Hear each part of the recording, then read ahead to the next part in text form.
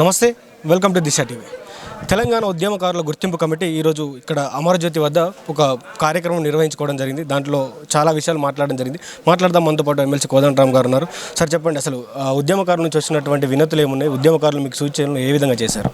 అన్నింటినీ సూత్రీకరించి చూస్తే అది ఉద్యమకారులు చెప్పిన మాటల్లోనే సత్కారం, సహకారం, సహాయం అని మూడు రూపాల్లో ఉండాలి. గవర్నమెంట్ నుంచి ముందుగా గుర్తించి గౌరవించండి, సత్కరించండి. అదేవిధంగా నిలదొక్కుకోవటానికి, ఉపాధి కోల్పోయినటువంటి వాళ్ళు బతుకుదెరువు పొందటానికి సహకారం అందించండి. ఇంకా ఇబ్బందుల్లో ఉన్నటువంటి వాళ్ళందరికీ కూడా ప్రభుత్వం సహాయం కూడా అందించాలి. ఇది ప్రధానంగా ఉద్యమకారుల నుంచి వచ్చినటువంటి సూచన.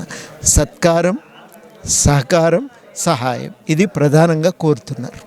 అంటే సార్, వాస్తవంగా ఇప్పుడు చాలామంది ఉద్యమకారులు ఉన్నారు. అసలు వాళ్ళని గుర్తించడానికి మీకు ఇబ్బంది కలుగుతుందా, లేకపోతే నిజంగానే స్వయంగా వాళ్ళంతటా వాళ్ళు వస్తూ ఉన్నారు? ఎట్లా జరుగుతూ ఉంది సార్ ఈ ప్రక్రియ?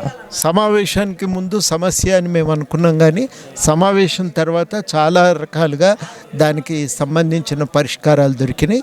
కాబట్టి అది పెద్ద సమస్య అవుతుందనే ఆలోచన ఏమి లేదు ఇప్పుడు. సో ఇక్కడ ఉద్యమాల్లో వచ్చినటువంటి ఎవరైతే ఉద్యమకారులు ఉన్నారో వాళ్ళకు కూడా వివిధ సంఘాలు ఉన్నాయి. ఒక్కొక్కరు ఒక విధంగా మాట్లాడుతూ ఉన్నారు, కొందరు వ్యతిరేకంగా మాట్లాడుతున్నటువంటి పరిస్థితులు కనిపిస్తూ ఉన్నాయి. ఎవరేం మాట్లాడితే కాదు, మాకు కీలకం ఏంటంటే ఈ ఎజెండా అమలు చేసుకోవాలి. ఈ ఎజెండాకు లోబడే మేము పనిచేయాలి. ఆ ఎజెండా అమలుకు సహకరిస్తే ఉద్యమకారులకు ఉపయోగం, సహకరించకపోతే ఉద్యమకారుల కమిటీకి వచ్చే నష్టం ఏం లేదు, కానీ ఉద్యమకారులకు మొత్తంగానే నష్టం జరుగుతుంది. కాబట్టి ఏది జరిగినా చర్చ, ఆ జీవో 679 కమిటీని నియమిస్తూ జారీ చేసిన జీవోలో ఎజెండా ఏది ఉందో ఆ ఎజెండా పరిధిలో చర్చ జరిగితే ఉద్యమకారులకు లాభం, జరగకపోతే నష్టం ఉద్యమకారులకు. కమిటీకి ఏమవుతుందండి? కమిటీకి కాదు. కమిటీ తాపత్రయం ఏంటంటే ఎంతో కొంత మేము కూడా ఉద్యమాల్లో ఉన్న వాళ్ళమే కాబట్టి ఏదో ఒక రూపకంగా ఉద్యమకారులకు న్యాయం జరిగే విధంగా మనం తోడ్పాటు అందించాలనేది మా తాపత్రయం. సార్, 2009 తర్వాత జేఏసీ ఏర్పడ్డది. 2009 కంటే ముందు ఉద్యమాలు చేసినటువంటి వాళ్ళ పరిస్థితి ఏ విధంగా ఉండబోతుంది? వాళ్ళ గురించి కూడా మేము మాట్లాడినాం కదా. ఒకరోజు 69 నుంచి 2009 మధ్యలో పనిచేసిన అన్ని సంఘాల ప్రతినిధులతో మాట్లాడినాం. అందులో జనసభ కానీ, మహాసభ అంటే లేరు కానీ, ఐక్యవేదిక వాళ్ళని కానీ అందరినీ పిలిచినాం. వాళ్ళందరితో కూడా ఒకరోజు మాట్లాడినాం. సార్, ఇంకా ఎన్ని రోజులు సాగబోతా ఉంది? ఇంకా ఏ జిల్లాల వాళ్ళు రావాల్సినటువంటి అవసరం అంటే 23 జిల్లాలది అయిపోయింది.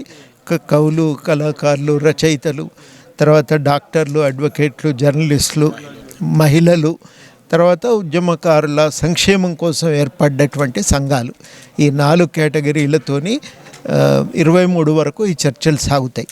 తర్వాత కూడా ఉన్న ఆలోచన ఏంటంటే ఎమ్మెల్యేలు, ఎమ్మెల్సీలు వాళ్ళతో మాట్లాడాలని. దానికి ఇంకా డేట్ అనుకోలేదు.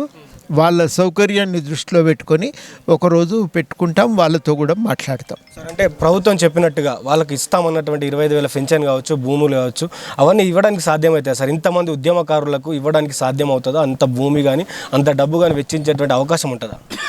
ఇప్పుడు వచ్చిన సూచనలను అమలు చేయటానికి ఏం చేయాలనేది ఇంకా ఆలోచించలే. ఆ సూచనల అమలు కోసం మేము ఎట్లా ప్రతిపాదనలు పెట్టాలో గవర్నమెంట్ ముందు పెడతాం. వీలైనంత వరకు ఉద్యమకారులకు న్యాయం జరగాలి అనేదే మాకున్న ఆలోచన, తాపత్రయం. ఏం చేయగలమో ఆలోచించి దాన్ని జాగ్రత్తగా గవర్నమెంట్కు ఆ ప్రతిపాదనలను తయారు చేస్తాం. గుర్తిస్తారో లేదని ఆందోళన పడుతున్నటువంటి ఉద్యమకారులకు మీరేం సందేహం ఇస్తారు? అది ఇప్పుడు ఎందుకంటే క్రైటీరియా అనేది అందరం కలిసి అనుకోవలసినటువంటి విషయం. కాబట్టి క్రైటీరియా అనుకున్నాక మళ్ళీ అప్లికేషన్లు పెట్టుకోవడానికి అవకాశం ఉంటుంది. దాని అప్లికేషన్లన్నింటినీ అనుకున్న క్రైటీరియా ప్రకారమే, ఉమ్మడిగా నిర్ణయించుకున్న క్రైటీరియా ప్రకారమే వాటిని జల్లెడబెట్టి వాటిలోంచి ఉద్యమకారులను ఎంచుకోవాల్సి వస్తుంది. ఇది చాలా కీలకం.